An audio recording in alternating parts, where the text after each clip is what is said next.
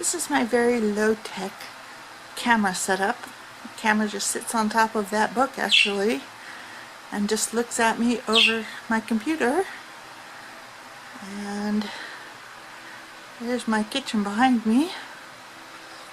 And there's my little birdies. Hey everyone, happy Sunday, June 9th. And today happens to be my parents' 65th wedding anniversary. Woohoo! Not too many couples make it to 65, and not too many couples make it to 10. But they are married 65 years. So, yay! My dad is in a rehab facility. He is doing a little bit better. He's really happy because he can watch his favorite sports teams on the TVs there. That he is just a sports-aholic, and you know, his brain is just like a steel trap when it comes to keeping track of statistics of teams and, you know, whatever. I mean, he just knows all that stuff. Anyways, he is doing a little bit better.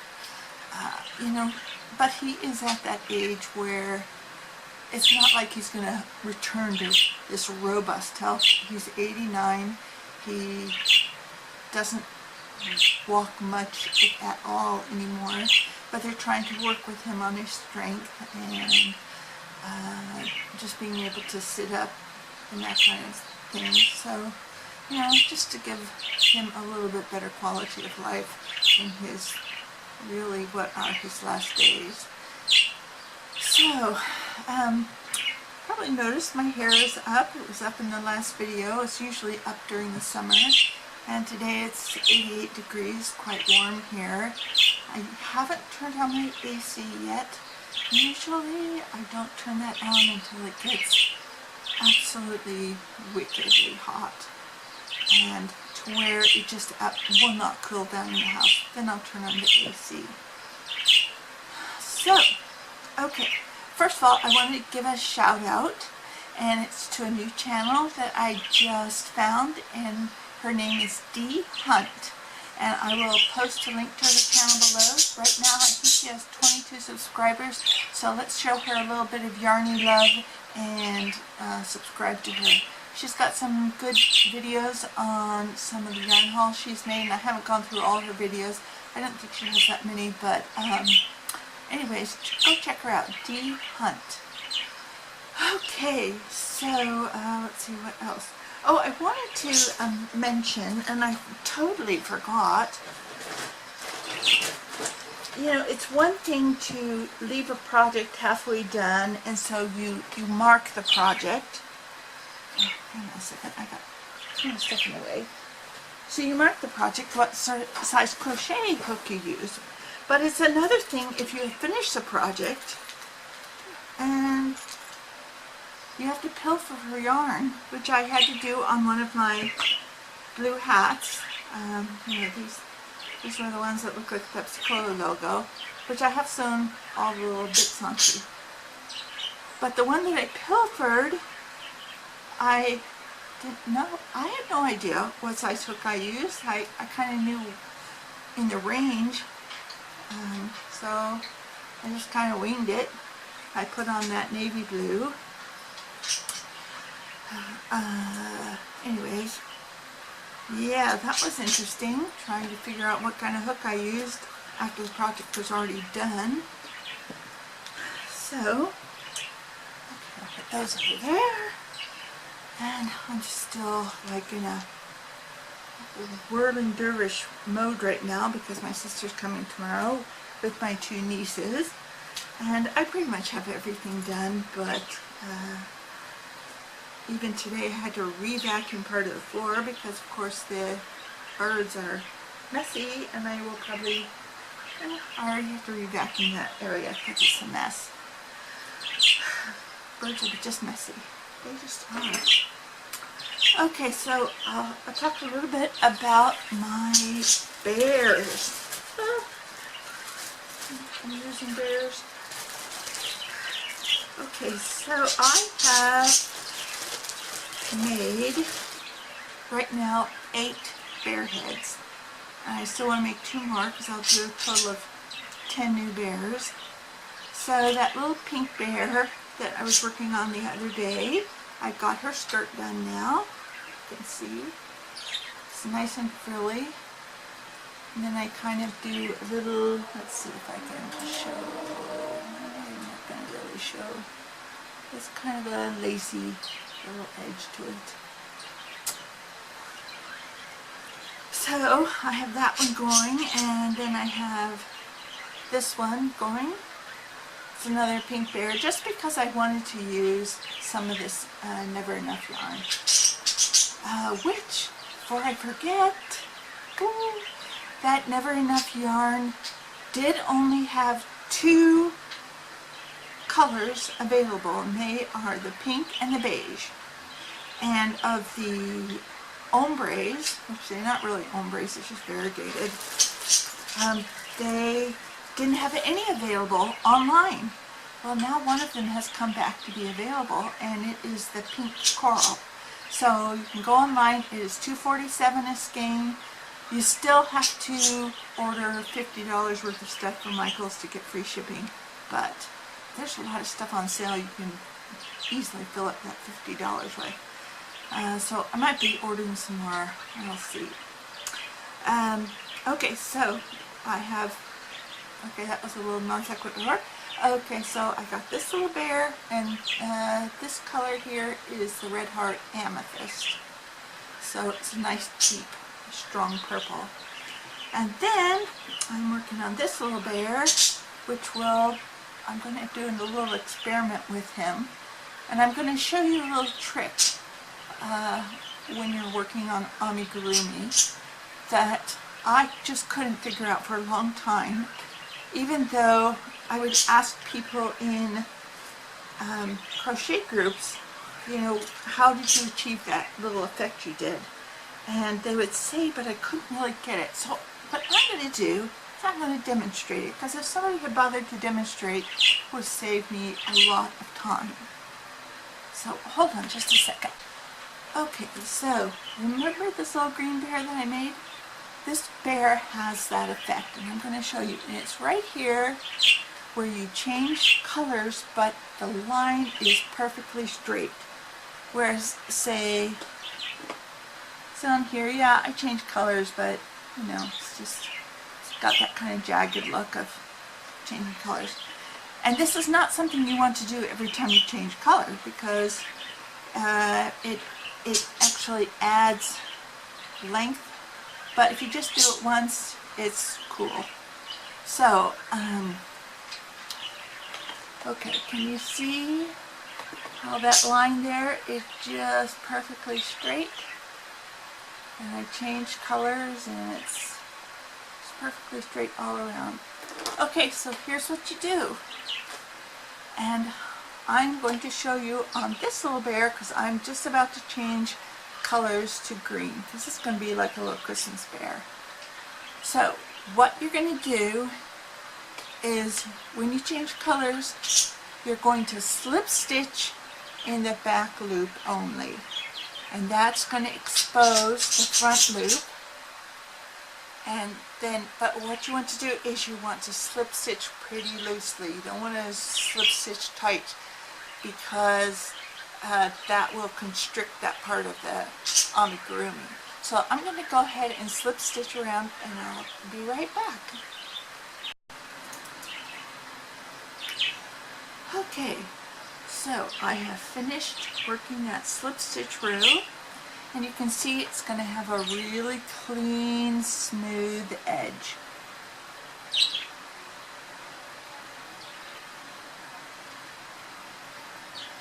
So then for your next row, what you're going to do is, again, back loops only, but you're just going to do regular single crochet. And then after that you just crochet normally. But to get that first row looking right, yeah, the first row after your slip stitch is back loops only also. Now what that does is, of course, it exposes the front loop of the changed color. So then you can go back and work in slip stitch row on top of that to sort of make it look like, well, this is going to be like the waistline. So it's going to give a little, like, I don't know, belt or a little more heft to the waistline. Just kind of give it a little ridge. And I'll have little green overalls coming over the shoulder that will connect. And I'll show that when it's all done, which I don't know when that will be. But I might complete this one first. Anyhow, so that's just a little tip of how to do that smooth color change. It's just again, it's doing, let's see, focus.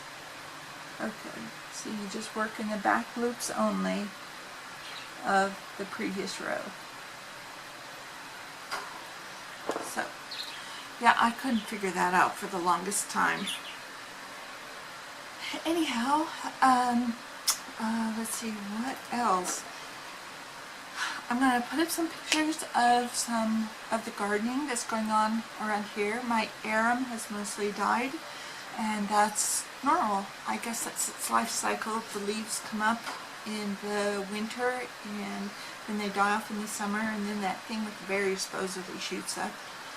And I'll just show you a few other things from around the property, including a before and after picture of when I bushwhacked my way down the side of the property. Gardening isn't really one of my specific jobs around here, but the landlady certainly doesn't mind if I do it. We do have a gardener that comes every Monday, but he just does the part that faces the street, just the facade of the property. He doesn't go in the back, and believe me, I wish he would take his little weed whacker back there, but he doesn't go back there. So, after about 4 months of rain, yeah, the weeds are really thick back there. And I just have a little hand tool. Wait, I'll show you. I'll show you my little hand tool. Hang on.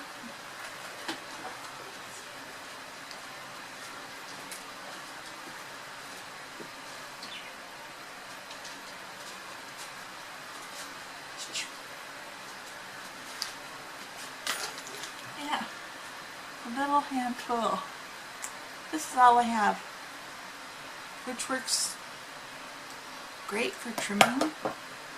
But, I mean, you know, if you've got a field of weeds, this just doesn't quite cut it.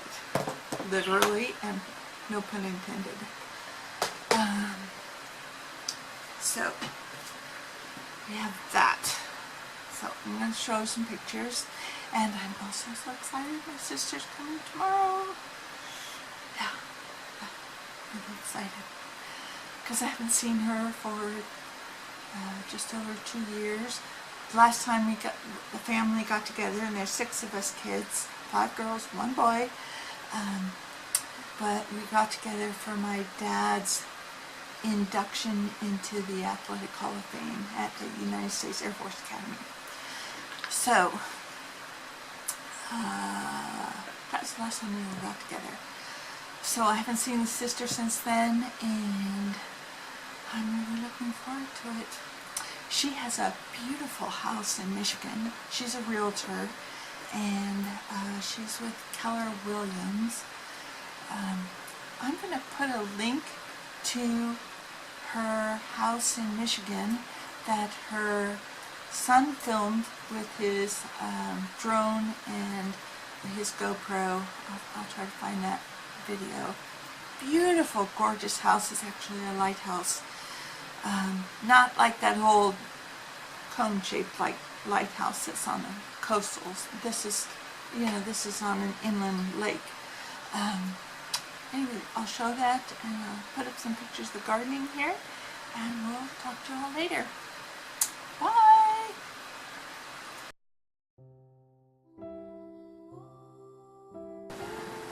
So my arum has pretty much died off, but this is part of the normal life cycle, and it's supposed to shoot up some little thing with berries in a little bit. Now this is interesting. I thought this one was almost dead, but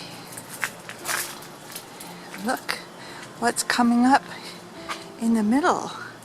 A whole bunch of new fronds. And when they come up and they fully extend, then I will cut off these old icky ones. So this is the female. Still alive. Okay, this is a sago palm. It's got 2 pine cones on it. And you can see they really are like pine cones. Because this is a conifer. So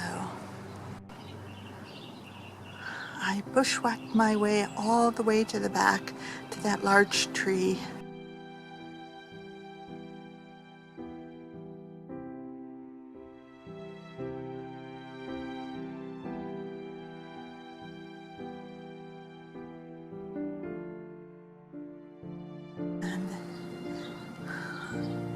Cut down all the big stuff that was hindering my pathway.